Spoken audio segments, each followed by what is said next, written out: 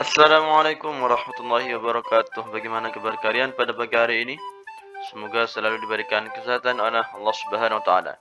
Pertemuan kali ini kita masuki pelajaran kelima yaitu keteladanan Rasulullah SAW. Namun terlebih dahulu mari kita berdoa dengan harapan semoga tambah ilmu kita serta diberikan pemahaman yang baik. Bismillahirrahmanirrahim. رضيت بالله ربا وبالإسلام دينا وبمحمد نبيا ورسولا رب زدني علما وارزقني فهما آمين يا رب العالمين. Baik anak-anak, setelah kalian menyimak video ini diharapkan kalian bisa memahami keteladanan Rasulullah SAW.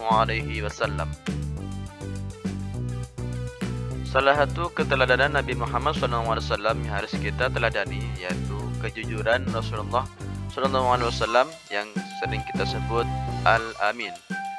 Mari kita simak cerita berikut ini. Seperti kejujuran Rasulullah SAW ketika diberitakan oleh pamannya untuk berdagang bersama Khadijah yang merupakan gadis paling kaya dan dihormati di masa Quraisy. Rasulullah SAW ketika berdagang, beliau tidak pernah berbohong. Beliau selalu jujur dalam menyampaikan barang dagangannya. Seperti beliau tidak pernah curang, tidak pernah menjual barang dagangan dengan kualitas yang jelek, kemudian mengambil keuntungan sewajarnya, bahkan tidak pernah menjelekkan dagangan orang lain. Bahkan beliau membantu mempromosikannya. Itulah sifat-sifat daripada beliau saat remaja ketika berdagang. Itulah Rasulullah SAW dalam lingkungannya dikenal dengan sebutan Al-Amin atau orang yang dapat dipercaya.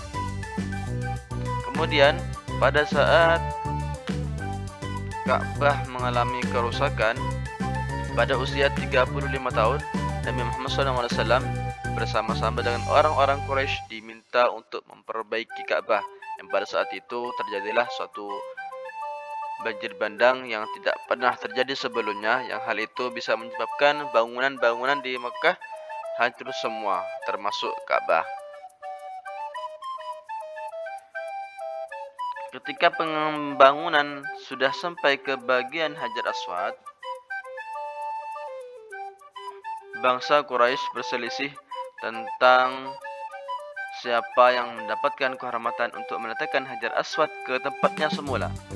Pada akhirnya mereka sepakat menunjuk Muhammad SAW sebagai orang yang tepat untuk melakukan hal tersebut. Rasulullah pun kemudian menyarankan suatu jalan keluar yang sebelumnya tidak terpikirkan oleh mereka.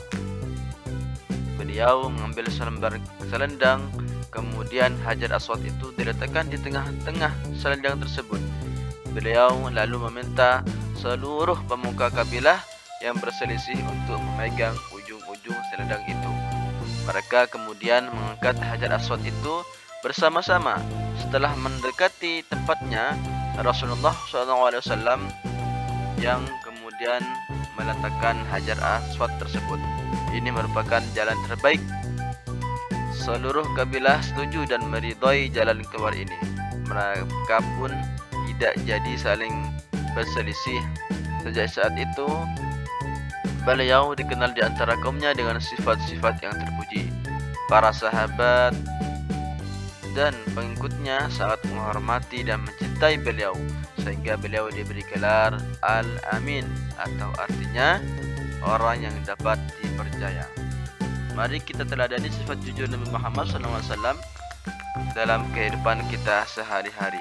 Misalkan kita mengembalikan uang kembalian saat kita disuruh oleh bapak atau ibu guru, atau kita jujur ketika dalam ujian kita tidak mencetak. Hal ini merupakan contoh-contoh kecil yang harus kita lakukan sifat jujur dalam kehidupan kita sehari-hari.